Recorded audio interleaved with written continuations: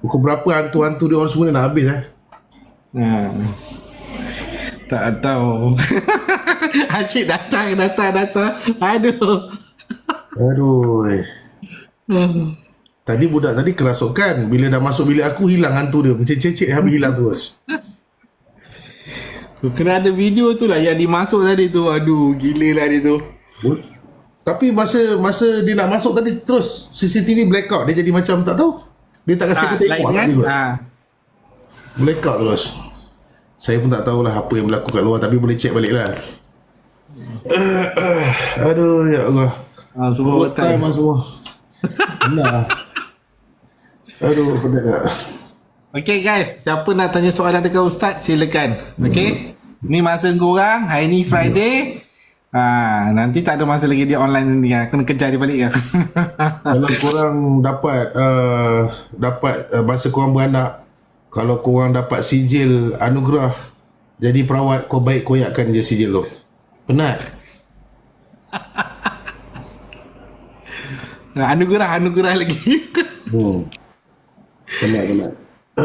Hari ni pun beberapa pesakit yang datang pun kebanyakan mereka dah pernah pergi dengan perawat lain, dan bila dia nak pergi balik, kebanyakannya perawat-perawat lain pun semua dah mula stop lah. Cakap kenapa tak pergi balik dengan orang tu kalau dah nampak banyak perubahan. Dia tak nak rawat dah, dia pun dah tak sihat apa semua kan. Aduh, macam mana nak buat ni? Pelapis, kalau cari pelapis pun banyak yang jadi kuih lapis akhirnya. Kadang-kadang belum jadi pelapis lagi dah jadi kuih lapis. Payah. Benda-benda macam ni, kalau ikutkan aku nak relax dah. Tapi pelapis banyak yang jadi kuih lapis. Kan, itu yang masalahnya. Sebab kebanyakan dia macam mana dia tak betul-betul ni lah Pang, macam mana cakap dia tak betul-betul semangat yang betul-betul tu. Dia payah nak jumpa orang yang betul-betul semangat ni kan. Semangat untuk berlawan dengan benda tu, semangat untuk betul-betul nak fight dengan benda tu kan. Susah nak cari. Saya ada juga cubalah macam mencari jugalah yang mana saya rasa ni, tapi ada satu dua pun saya rasa macam tak boleh pergi juga kan. Dia semangat dia macam turun naik lah. Tapi tak apalah, insyaAllah nanti ada lah tu. Okey, betul ramai perawat yang dah stop sekali. Ramai, saya pun berasa ramai perawat, lepas tu tukang-tukang urut yang betul-betul bagus. Banyak yang sekarang ni banyak tukang urut kepak-kepak, prap. Dia orang pun dah tak ada urut dah. Dia prap 1,500, prap 2,000 kan. Yang betul-betul, kalau macam contoh pesakit saya kan, macam contoh bahagian peranakan jatuh apa semua disebabkan gangguan ke apa benda, kadang-kadang kita nak cari orang yang betul-betul spesialis, tukang urut yang spesialis pun payah dah sekarang ni kan. Ada yang boleh mengurut pun tiba-tiba dah boleh nampak, boleh nampak roh, duduk stable dengan roh dan sebagainya.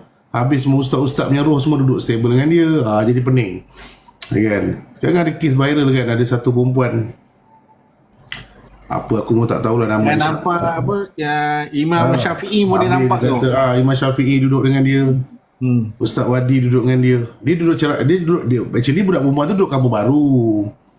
I tak kenal dia, tapi dia pernah ada minta macam ada satu pesakit dia datang kat sini, berubat kat sini. Kemudian dia ni dapat tahu yang pesakit tu berubat dengan saya kat sini. So dia ada minta apa? Collaboration lah. Masa tu dia bukan perawat pun, masa tu dia tukang urut je. Dia minta collaboration, macam contoh kalau mana yang diurut tu pesakit tu ada gangguan, kemudian dia nak pas kat saya. Saya cakap bukan saya tak nak, saya sendiri pun pesakit dah ramai. Jadi saya nak kat awal je, saya tak boleh. Sejak tu saya rasa tak lama cerita ni tau. Saya rasa macam baru 2-3 tahun yang lepas. Saya rasanya pesakit dia pesakit India masa tu. Perempuan India lah yang datang berubat kat sini. So dia kata nak juga nombor telefon saya. Saya kata tak payah bagilah. Saya cakap dengan pesakit India, tak payah bagilah sebab saya pun pesakit saya dah ramai. So memang saya tak sempat lah nak ambil pesakit orang apa semua. Saya memang tak sempat. Itu yang tiba-tiba sekarang ni dah boleh duduk dengan roh pula kan. Dahsyat juga kan. Tiba-tiba tapi tak tahulah, macam-macam lah, biarlah dia orang yang uruskan. Putri Sandung siapa siapa Putri Sandung semua pencen awal lah Ustaz, ramai pencen awal. Tapi saya tak adalah becek, saya okey je lah. Cuma mungkin badan dah tak berapa nak larat. Tak berapa nak larat juga sebenarnya. Badan tu jadi penat. Tapi saya rasa sebab mungkin saya tak cukup rehat kot. Saya tak cukup rehat. Saya tengah plan sebenarnya nak ubah waktu sekali. Tapi itulah saya cubalah ubah waktu. Mungkin dah tua-tua ni mungkin nak kena tidur. Tidur malam tu nak kena tidur kot. Ini kita malam tak tidur. Kan? Siang pun dapat tidur sekejap je. So memang badan tu jadi flat. Jadi penat. Yang lain tu tak ada semangat. Semerah padi. Semangat semerah padi baik-baik. Kuat tu dia tanya, dia layan Ustaz. Dan lock tu boleh nampak roh. Itulah. Dia sebenarnya tak ada apa. Dia kadang-kadang orang ni dia tak ada nampak roh, tak ada apa pun kadang-kadang. Tapi masyarakat suka yang kaki sembang. Kalau dia macam ni tau. Kalau orang yang ada kelebihan-kelebihan yang macam tu, yang dahsyat-dahsyat macam tu lah, katakan betul-betul lah anugerah daripada Allah Ta'ala, betul-betul ini memang Allah Ta'ala bagi, dia takkan cerita dengan orang. Dia takkan cerita, dia akan diam. Sebab dia tahu benda tu boleh jadi fitnah. Orang-orang yang betul-betul dia dapat anugerah yang memang Allah Ta'ala bagi, dia takkan kongsi dengan orang. Wak Imah dengan isteri dia pun dia takkan kongsi. Dia diamkan diri saja. Okey? Sebab benda tu dia boleh jadi fitnah. Nanti sekejap lagi bini pun boleh menganggap lain. Bini ni bukan semestinya sampai mati dengan kita. Hari ni dia dengan kita, besok lusa kita tak tahu jadi macam mana kan. So benda tu yang biasanya mereka akan simpan. Dia akan diam, jadi tak akan cakap apa pun.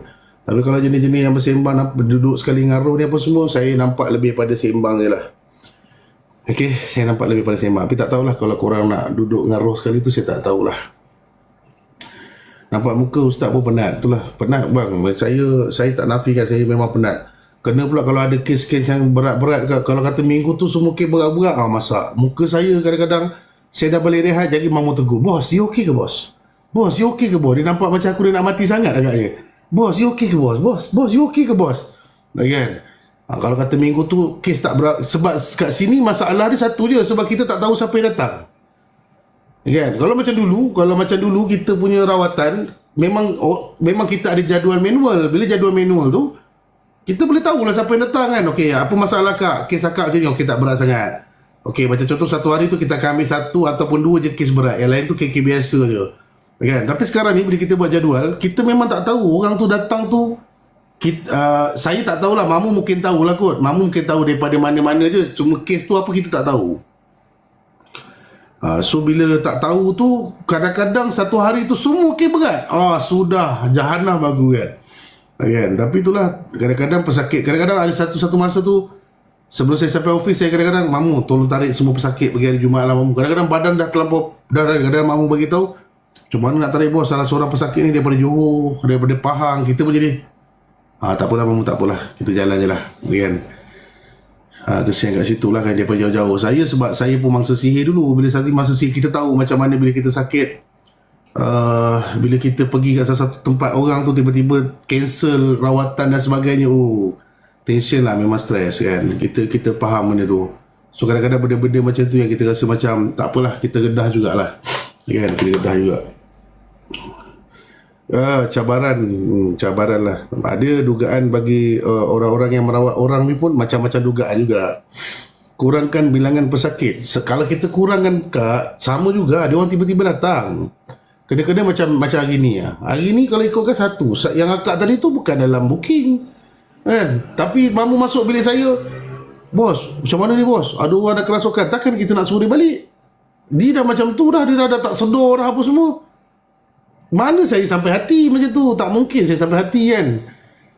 Pasal tu Mamu akan kat depan macam Mamu sampai hati kan. Pergi balik. Saya tak boleh. Saya tak sampai hati sebab saya pernah rasa macam mana sakit sihir tu. Sebab tu kadang-kadang nak terang payah. Dia cuma orang yang pernah merasai, dia faham lah. Dia tak pernah merasai, kita nak explain macam mana pun tak tahu. Kita tak sampai hati. Memang tak sampai hati. Sebab kita boleh bantu dia dalam masa yang sama. Takkan kita nak suruh dia pergi. Kau bayangkan kalau dia kerasukan tu kalau dia balik saja, memang dia akan sedar sendiri. Tetapi berapa panjang waktu dia nak sedar tu kau tak tahu lagi. Badan ni kau tak ada cerita lah. Confirm sakit-sakitnya kan. Sakit-sakitnya. Lepas tu kalau kadang silap-silap air bulan, yang mana yang bawa-bawa dia tu tak pandai kaedah macam mana nak keluarkan, duk belasah dia, pukul, lempang, terajang, bagagak. Saya biasa je kot dapat video-video suami tumbuk isteri waktu isteri kerasukan, sampai saya rasa nak menitik air mata lah tengok. dia jadi macam mana tau, suami tu jadi tekanan, dia jadi stres, dia dah macam lost, suami tu dah stres. Yang bini asyik kerasukan, benda tu kerasukan tu bukan dia saja buat tau, benda tu bini dia pun tak boleh nak, tak tahu tiba-tiba dah jadi macam tu. So saya ada juga dapat video sampai suami dia lempang, keluar dia lempang tu lempang betul, lempang yang betul-betul lempang, mana kata seolah-olah macam melepaskan kemarahan tau. Macam contoh saya, kalau saya cekik jin ke, saya pancung ke, bukan pancung macam betul-betul aku cekik jin tu, tak ada. Korang nampak momentum tu je yang macam tu, padahal tak ada pun, semua sikit je, slap tu semua sikit je kan. So kalau kata nak kerasukan, kau kena lempang terajang tu satu hal tu, jasad kau pun akan sakit juga. Jin aku tak tahulah sakit ke tak, dia belasah kau, silat air bulan, urat-urat yang kau tengah tegang tu boleh putus, boleh menyebabkan kematian, boleh menyebabkan gila kan. So kesian, betul saya cakap. Pernah sekali kejadian saya, yang polis tu you ada ke bang Muah? Yang polis escort pesakit kena sihir tu, you ada? Polis escort Ada. kita dah nak aku rasa nak balik kot. Pesakit tu anak dia kecemasan rasanya, anak dia dah tak sedar. Lepas tu polis peronda tahan dia sebab dia nampak kereta tu bergelong. Sebab mangsa tu tadi dia dah kerasukan dekat dalam kereta. Jadi kereta dia pun bergelong lah, kiri kanan. Jadi polis pun tahan. Apa kena mau, dia katalah, polis tu tanyalah dia nak pergi mana. Anak saya kerasukan, nak pergi jumpa dengan Edika. Nasib baik polis tu kenal aku, dia dah masuk kawasan Ampang lah, polis tu kenal. Polis tu buat pakai dia punya lampu lah, bawa sampai ke pusat rawatan. Kalau tidak tak jumpa. Dia tak jumpa pusat rawatan, jadi buat sesat. Dia buat sesat lah, orang tu cari tak jumpa. Sampai kat bawah, kebetulan saya nak balik. Kata saya nak balik kot, aku sesat dekat bawah je lah. Tapi benda-benda macam ni, macam contoh kita dah ajar banyak perkara-perkara basic. Dia problem dia, orang Malaysia kita tak nak belajar benda-benda macam tu. Dia anggap macam tak apalah, kalau kena Erika ada, kalau kena ustaz ni ada, kalau kena ustaz ni ada, orang ni ada. Tapi kalau kena tu nanti tak ada siapa yang ada macam ni. Waktu kena tu, padahal kita dah ajar dah basic-basic. Dan kalau korang tak percaya apa yang saya cakap, kebanyakan teknik-teknik yang saya ajar dekat dalam live, majoriti perawat dah guna dah. Kalau kau perasan tak perasan, cara letak jari, pakai jari hantu tu, saya rasa saya orang pertama yang buat. Orang lain tak pernah buat. Cara buka lubang angin daripada tengkuk, dulu tak ada orang pun pegang kat bahagian tengkuk. Sekarang boleh kata majoriti semua dah buat kaedah-kaedah tersebut. Tapi saya tak marah pun dia orang guna. Kadang-kadang ada setengah-setengah orang ni dia belajar hanya basic tau. Basic mana kata kau hafal ayat ni, kau hafal ayat ni, kau hafal ayat ni. Buat, okay? Okay, saya juga ada menerima panggilan daripada pusat rawatan yang agak dikenali juga, dan ramai juga anak-anak murid dia pun sama juga, dia minta pandangan macam mana kaedah. Sebab guru, kadang-kadang ada jenis guru-guru pun dia bukan daripada betul-betul dalam bidang perawat, dia lebih pada basic-basic ruqyah je. Ayat ruqyah tu dia baca, kemudian dia cuba, dia baca dia, tapi teknik dan kaedah tu dia tak dapat benda-benda dia tu. Faham tak? So bila kita kongsikan tu, cuba simpan. Saya rasa kebanyakan pesakit saya selama ni, bini-bini kerasukan dan sebagainya, tak tahu apa nak buat, sekarang semua dah pandai dah. Tak ada lagi, kita dah jarang dapat video call, ustaz tolong ustaz, bini saya kerasukan, apa nak buat, tak ada dah. Kebanyakan sini kita dah memang train. Kalau kata ada serangan berlaku, kalau awak tak tahu macam mana nak buat, awak buat macam ni, awak tolak ke atas. Macam mana kalau awak nak bercakap dengan jin tu, awak buat macam ni. Kalau awak rasa macam tak nak bercakap dengan jin tu, awak terus lepaskan, InsyaAllah dia keluar. Kan? Mana kata teknik-teknik macam tu, kalaupun kau tak kena bangsa jin pun tak apa bang kakak, simpan satu ilmu tu. Kalau apa-apa hal, boleh kau gunakan ilmu tu. Ilmu tu bukan senang nak dapat tau. Saya dulu nak belajar dulu pun bukan senang-senang saya dapat tau. Dia ada step by step dia. Kau nak sampai tahap macam ni, step macam ni. Nak sampai tahap macam ni, step macam ni. Lepas tu kena pula jumpa guru yang musibat pula, dia nak masukkan pula pengamalan ilmu hitam pun ada juga. Faham tak? Pasal tu saya jenis seorang yang, nasib baik Allah Ta'ala kurniakan saya ni seorang yang tegas. Saya ni jenis seorang yang tegas. Kau nak cerita jin boleh kawan dengan manusia, kau main jauh. Faham? Saya bersikap tegas dengan benda ni. Kan? Kalau kata ada jenis guru cakap, ni jin yang bagus ni, kalau duduk dengan kau ni banyak benda dia boleh bantu, aku memang tak layan. Sebab saya, pasal tu kalau macam contoh, kenapa Edika ni beria sangat, bak leluhur, bukan, saya takkan layan. Bagi saya, pegangan saya, manusia tak boleh berdamping dengan bangsa jin. Kalau kau nak samakan diri kau dengan Nabi Sulaiman, banyak sangat, jauh sangat. Sebab Nabi Sulaiman tu bukan nak masa tu, kalau katakan, kalau ikutkan kita sekarang ni nak kena ikut Nabi Muhammad SAW. Nabi Sulaiman tu penceritaan yang lama, yang sebelum Nabi yang apa, Nabi yang terakhir tu Nabi Muhammad SAW. So kita ikut je apa benda yang Nabi Muhammad tu bawa. Kan? Tapi sekarang ni banyak orang yang suka macam mengolah-ngolah atau benda ni. Dan kalau korang perasan tak perasan, cerita-cerita pasal saka leluhur, cerita-cerita pasal apa ni, kaedah-kaedah yang pelik-pelik ni, kebanyakan ni semua sebenarnya bukan daripada agama Islam. Kebanyakan ni memang daripada agama lain. Kau kalau kau ada kawan Cina ke, kau ada kawan India ke, atau agama selain daripada Islam, cuba kau tanya, benda-benda ni kan ada tak berlaku dalam agama dia? Dan benda itu dikopi masuk dalam agama Islam. Tiba-tiba declare orang-orang lama yang ajar. Tak ada orang lama yang ajar pun. Faham tak? Pasal tu benda-benda ni agak bahaya. Pasal tu sekarang, kalau kita nak mengenali perawat ilmu hitam ataupun tidak, susah. Memang susah. Tetapi daripada kaedah tu sedikit kita boleh perasan. Faham tak? Kalau dia ajar kau benda-benda yang melibatkan najis, disuruh kau, itu memang bukan kata kita menuduh, tetapi itu macam macam pelik ni kan. Sedangkan ajaran Islam tak bagi kita buat macam tu. Tapi kenapa boleh dia mengajar benda-benda macam ni? Okey. Satu-satu orang yang bercakap berlebihan tentang jin, seolah-olah jin ni ada kebaikan, sedangkan dalam Islam tak membenarkan kita berkawan dengan jin, ada sesuatu juga. Betul, bila aku cakap macam ni, cuba kau perhatikan betul-betul. Kau perhatikan betul-betul. Orang ni dengan kepiahnya, dengan serbannya, dengan kadang-kadang macam-macam kita nampak, oh, ahli agamawan. Tapi kenapa dia berlebihan sangat, seolah-olah macam bila kita berdamping dengan jin ni bagus. Faham?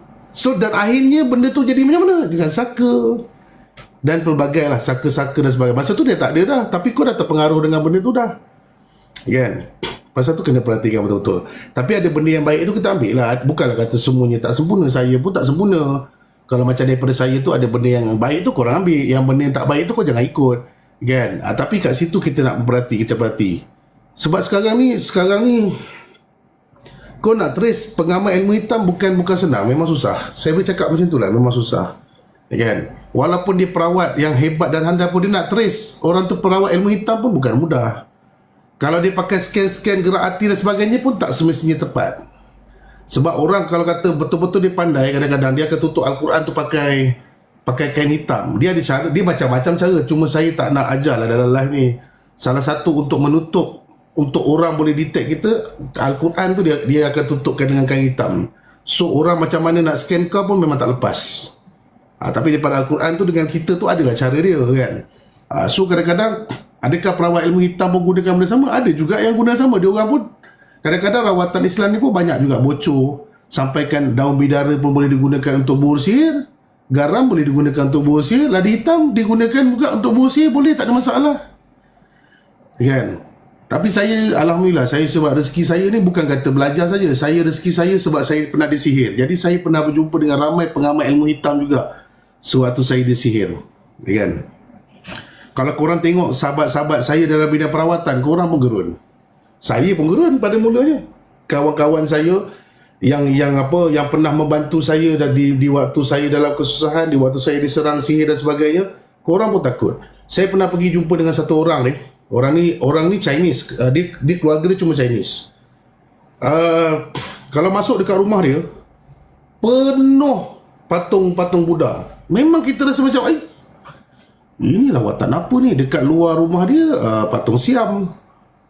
Dekat macam contoh kita nak masuk pintu dia, ni pintu rumah dia. Sini patung agama Siam. Lepas tu kita nak masuk pintu, nak masuk rumah dia, dekat sini patung orang India punya patung. Kau dah masuk rumah dia, semua penuh dengan patung-patung. Penuh macam kita kalau tengok, ini apa benda ni kan? Ini kau punya ni lah. Kita rasa macam tu lah. Dia ada banyak perkara lah. Kadang-kadang dia mindset, dia membuatkan fikiran kita jadi macam lagi banyak patung, lagi nampak andal. Tapi anak dia hafiz Al-Quran. Anak kepada bapa dia yang merawat. Anak dia tu adalah hafiz Al-Quran dan antara pelajar terbaik dalam hafiz tu. Dia menghafiz Al-Quran tu adalah pelajar terbaik. Bapa dia siap tunjuk sijil dengan saya. Kemudian nak dijadikan cerita, ada sekali tu saya pergi melawat dia. Saya turun melawat dengan dia. walaupun kita nasihatkan, saya sentiasa menasihatkan lah, benda-benda tu tak boleh bercampur-campur dan sebagainya, tapi dalam masa yang sama saya menasihatkan. Saya panggil dia Sifu, saya cakap, Sifu, Allah Ta'ala dah jadikan anak you hafiz Al-Quran, sepatutnya you lebih jelas dengan perjalanan hidup you. Saya nasihat, dia cukup sayang dengan saya, walaupun dia asalnya dia ni kenal dengan saya ni sebab dia pernah rawat saya, tapi dia tak ambil kerasukan sebab dia pun dah tua. Okay, saya pun nasihatkan dia apa semua, tapi kita mampu menasihatkan. Saya tak boleh lebih-lebih sebab itu kehendak dia. Kalau pasal tu juga macam sama dengan Saka, kalau kata dia memang tak nak buang, mampus kau pergi macam mana pun memang tak boleh buat apa. Faham tak? Memang tak boleh buat apa sebab dia berkehendak atas benda tu. So bila saya nasihat macam tu, nak dijadikan cerita, satu masa tu saya pergi melawat dia. Tapi sebelum saya melawat tu, dia ada kes, saya dah lama tak jumpa dia. Saya pun sajalah pergi di tempat tersebut, saja pusing-pusing kat situ, hati tu tergerak nak jumpa. Saya pun pergi jumpa lah dengan dia. Rupanya saya tak tahu, rupanya tangan dia dah kena stroke. Dia tak kena stroke, dia sampai macam tangan dah tak boleh angkat. Lepas tu masa saya kesan cakap, ini bukan stroke biasa. Saya cakap, ini macam kena serang ni kan. Lepas tu dia senyum kat saya. You lah, dia cakap, you kadang-kadang tak payah cakap pun semua boleh tahu. Bukan, kita tengok daripada segi dia punya darah, dia punya urat, dia punya bentuk tangan, dia ada daripada sudut fizikal, walaupun tak payah scan, daripada sudut fizikal pun kita dah boleh tahu. Macam contoh saya, kalau nak tengok orang yang ada Saka, saya tak payah baca ruqyah pun, saya tengok mata dia, saya dah tahu dah orang ni ada jalan keturunan ataupun tidak. Mana kata daripada segi fizikal. Sebab bila kita dah ada pengalaman, so dia punya fizikal tu tak banyak berbeza, lebih kurang sama je dia punya figure-figure ke arah Saka ke arah apa ke. Walaupun kita tak payah ruqyah lagi apa, tapi kita tak katalah benda tu tepat. So cuma okey, ni gerak ni lebih pada Saka dia tadi. So kita lepas tu baru kita ruqyah. Okey, lepas tu nak dijadikan cerita, saya pun cakap, tak apalah Sifu, mari saya tolong sama you. Kemudian saya pun urutlah tangan dia, saya baca ayat Quran apa semua, saya urut tangan dia apa semua.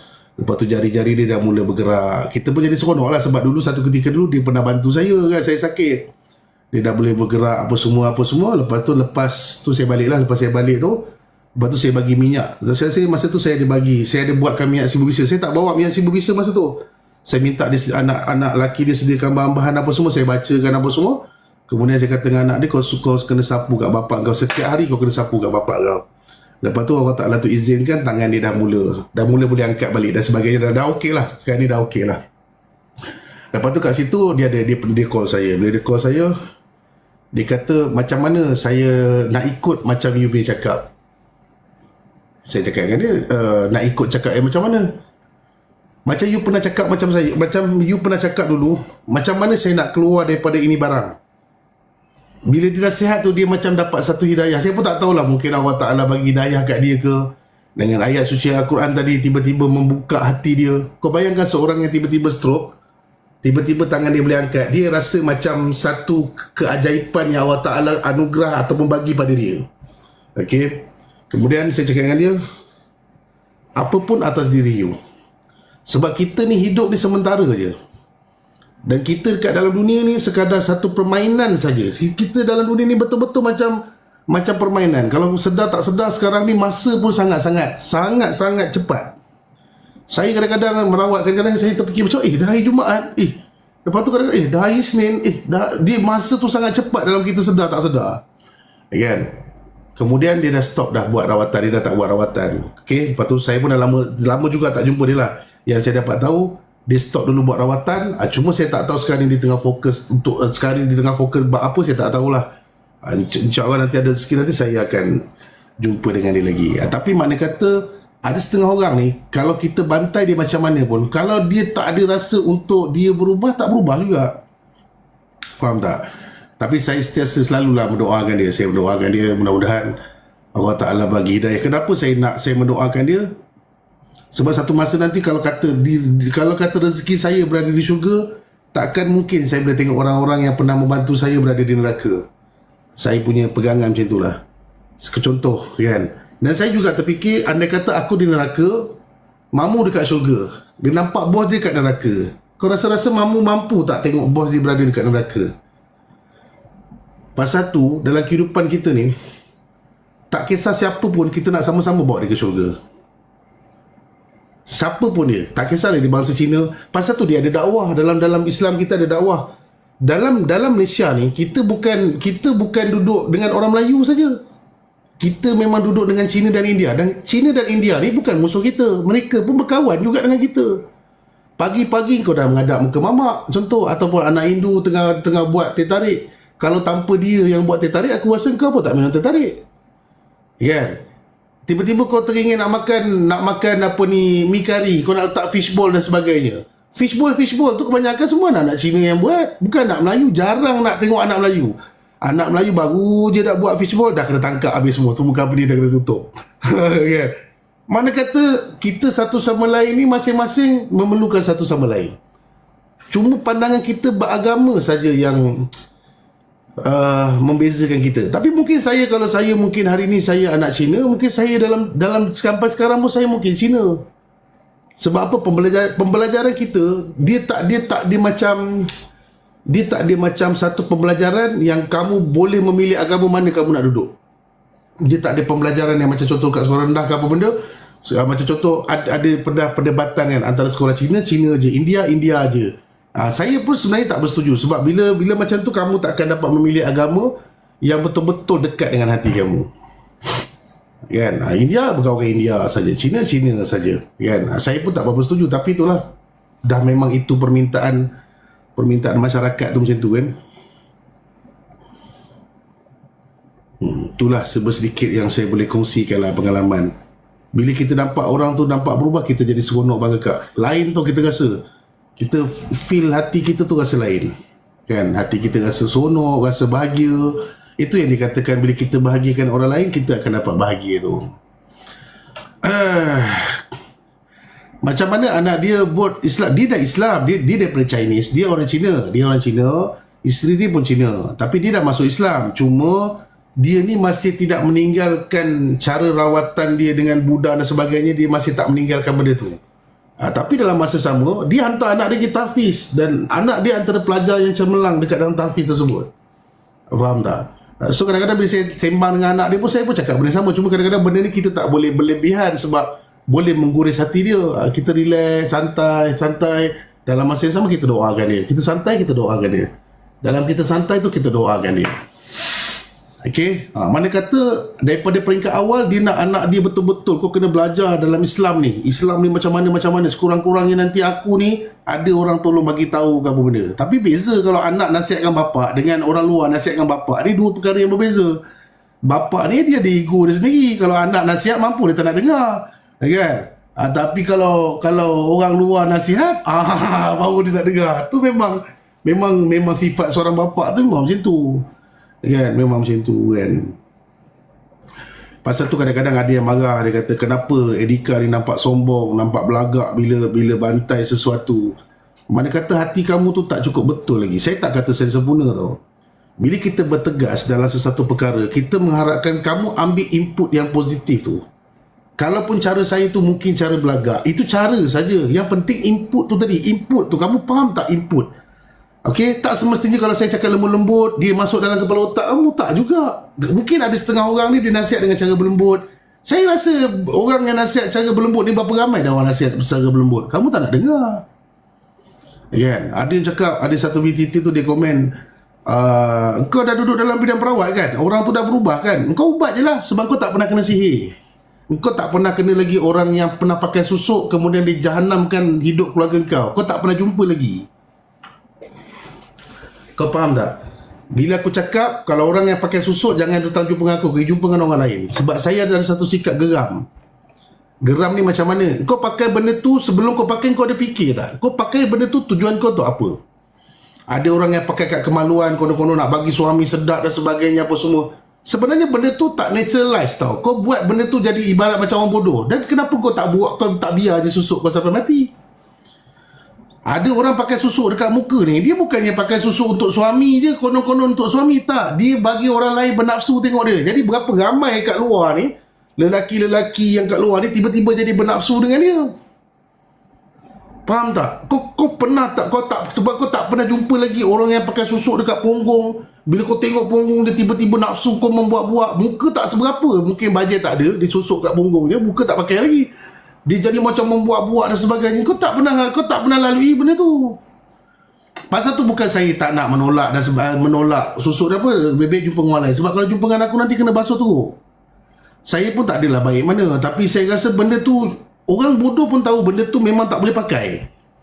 Saya pernah jumpa ada orang yang mengatakan konon susuk ni, saya dah baca dah depan Kaabah apa semua, boleh pakai susuk. Saya pun jadi macam mana korang boleh terpengaruh dengan ayat konon-konon susuk ni saya dah bawa depan Kaabah? Sebab jelas dalam Islam tak boleh masukkan benda-benda tu dalam tubuh badan. Apa kalau dia baca depan Kaabah automatik boleh benda jadi halal ke? Macam mana? Macam kau dapat duit haram, kau masuk dalam bank Islam, kau keluarkan balik, duit tu automatik jadi halal ke? Jadi Allah Ta'ala mungkin halal ke tak halal duit ni? Ya betul ni, dah masuk dalam bank Islam, keluar jadi Islam. Macam tu ke kau punya pemikiran? Faham tak?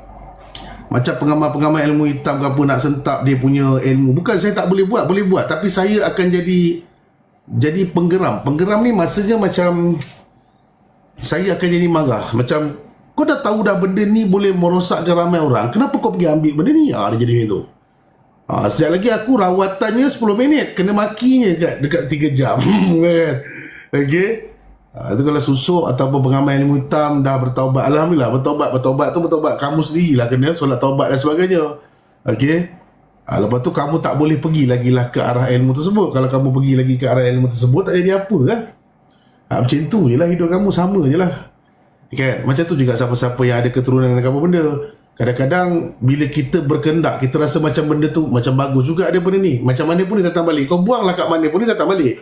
Pasal tu tak boleh benda tu. Pasal tu kita kena pegangan sebagai seorang Islam, jauhkan diri kita. Sama ada jin Islam ke jin kafir, kau kena jauhkan. Pegangan saya kat situ. Ada orang cakap, bolehlah jin Islam, bolehlah bersama dengan kita. Tak, macam mana kau nak tahu di Islam? Macam mana kau nak tahu di Islam? Dia punya kehebatan otak dia lagi dahsyat. Macam mana yang kau nak tahu di Islam? Kau nak suruh dia baca surah? Aku rasa semua surah dia boleh baca. Iblis apa surah tak boleh baca? Semua benda dia boleh baca.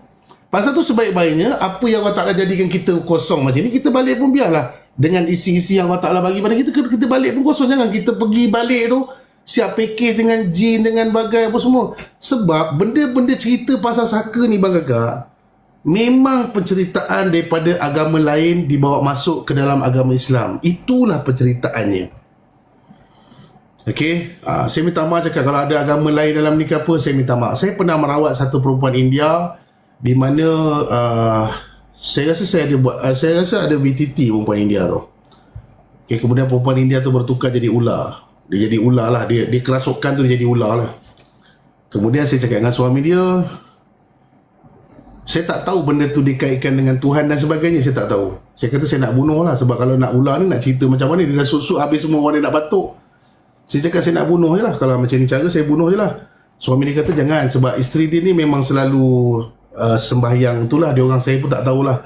Lepas tu saya cakap kalau kata macam tu tak apalah, awak bawa je lah bini awak ni pergi dekat kuil India je lah kan. Saya tak berani nak cakap lebih-lebih sebab saya tak mendalami agama kamu. Cuma kalau saya kat sini, saya punya pegangan, kenapa Tuhan nak duduk dalam badan manusia? Kenapa Tuhan tu nak duduk dalam badan manusia? Pegangan saya kat situ. So saya katakan ni, saya minta maaf kalau kata you tak nak saya sembelih, dan you bawa pergilah dekat tempat beribadah you. Apa yang saya nak cakap kat sini, benda inilah yang dibawa ke dalam agama kita. Faham tak? Konsep tilikan daripada tali lahir. Nabi Muhammad SAW tak pernah tengok-tengok kira-kira tali lahir untuk tahu semua benda pasal hidup kamu. Konsep tali lahir ni jelas daripada satu agama ni. Sebelum kamu kahwin, kamu kena bagi tali lahir kamu, kena bagi tali, dia akan tengok kombinasi sesuai dan tak sesuai dan sebagainya. Itu dipanggil konsep tilik. Dia kadang-kadang perasan tak perasan je, kamu sedar dengan tak sedar je benda ni. Kamu cuba benda tu. Kalau kamu memahami beberapa agama, saya tak adalah pandai sangat bab ni, tapi kadang-kadang sesuatu ilmu tu saya akan perhatikan, saya akan kaji benda ni datangnya daripada mana saya jenis macam tu. Saya jenis proper sikit tau. Benda ni datangnya daripada mana tarikh lahir, boleh tahu semua benda. Benda ni datang daripada mana? Benda ni kalau perhatikan, dalam Islam tak ada benda ni, tapi benda ni datang daripada mana?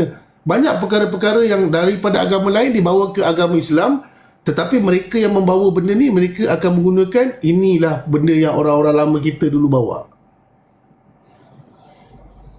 Itu ayat penutup dia. Sebab apa orang-orang lama dia yang bawa ni, kita pun tak tahu orang lama mana yang bawa. Kita pun takkan tahu siapa. Dan orang tu biasanya telah meninggal dunia dan tak ada lagi, tak wujud lagi dalam dunia. Mereka akan menggunakan perkara-perkara tersebut untuk menyampaikan yang benda tu boleh, benda tu okey. Okey. Dalam sedar tak sedar, amalan kita tu tadi berapa 40 hari 44 hari tak diterima Allah Ta'ala. Jangan main-main maka benda tu nampak macam simple kan. Saya pun tak adalah sempurna. Kadang-kadang tari-tari lain saya pun kadang-kadang mencuba juga bagi tari lahir tengok, nak tengok apa benda.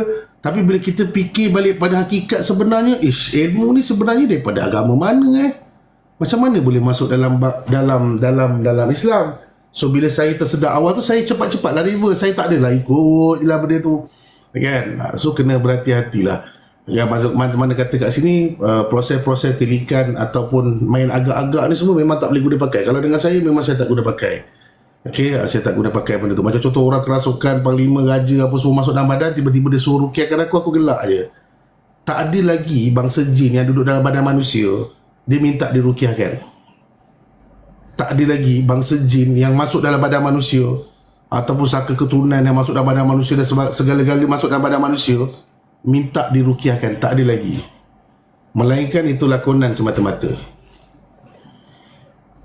Faham tak? Sebab saya cakapnya ada je beberapa orang macam konon-konon bersilat bagai tiba-tiba disuruh kita rukiahkan dia. Tu memang benda-benda yang macam kelakar lah. Macam kelakar. Bagi saya kelakar lah benda tu. Dan kebanyakan pesakit-pesakit yang dalam keadaan sedar dia datang, tapi kalau kata benda tu dah kerasukan, dia pun tak nak dirukiahkan sebab dia akan jadi tekanan. Sebab rukiah ni satu perkara yang boleh membuatkan kita tenang. Rukiah ataupun ayat-ayat suci Al-Quran yang kita baca ni adalah memberi ketenangan kepada kita. Sepatutnya apabila kita didengarkan ayat suci Al-Quran ni, kita akan rasa tenang. Kalau kita kosong, kita akan tenang. Kalau kita serabut, kita akan tenang. Macam contoh kan, orang-orang yang ditimpa kecelakaan ataupun kecelakaan macam ibaratnya kau merasakan diri kau macam sial. Saya ada satu komen tapi saya tak sempat nak balas komen dia. Dia kata dengan saya, Ustaz, apa ni, saya rasa macam diri saya sial lah, sebab tak kena lah. Itu tak jadi, ini tak jadi, saya buat apa pun tak jadi. Cara dia bukannya nak buang sial tau benda ni tau. Ni kaedah dia. Cara dia, kamu banyakkan solat dekat masjid. Tapi solat kat masjid tu kalau boleh biar kamu ambil wuduk tu biar ambil dengan kolam masjid. Ini bukan satu ilmu turun-temurun ke apa benda tau. Ini perkara yang saya sendiri pernah buat.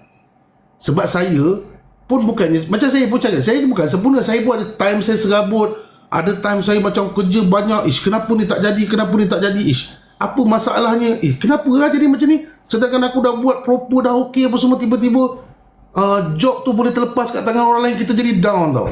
So apa saya buat, saya akan pergi solat kat masjid.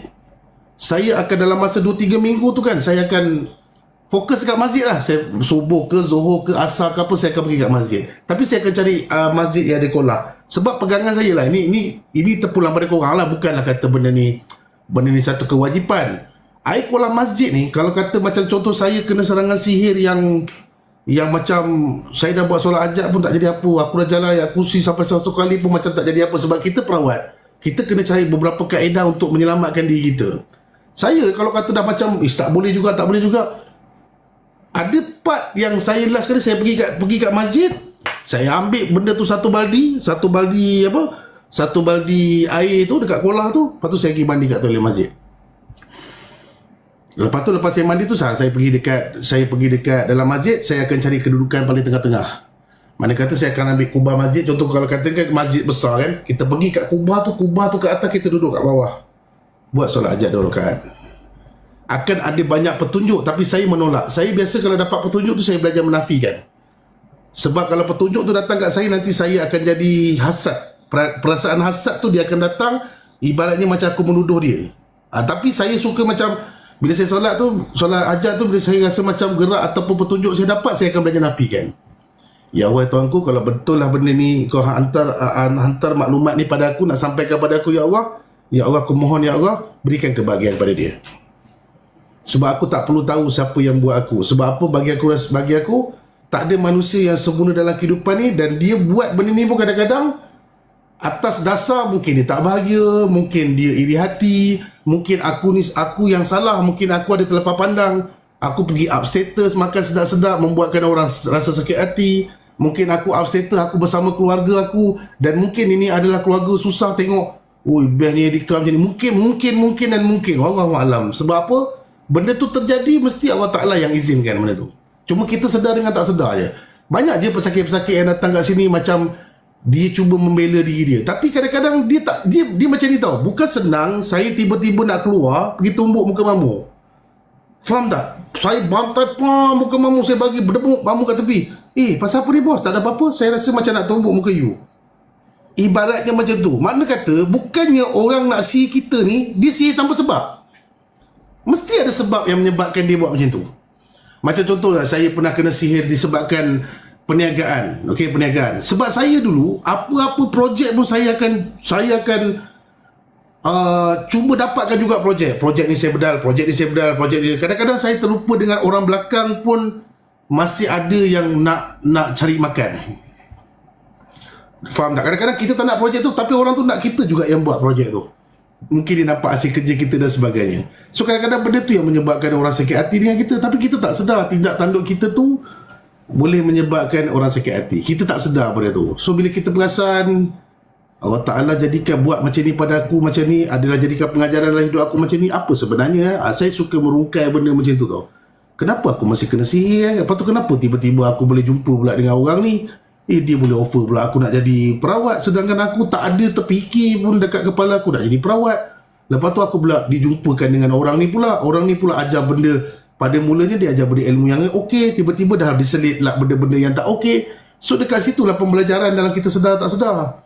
Macam contoh orang-orang yang tersesat dalam satu-satu pembelajaran, dekat situ jangan taksub tentang pembelajaran. Pembelajaran sebab yang menyampaikan kita manusia.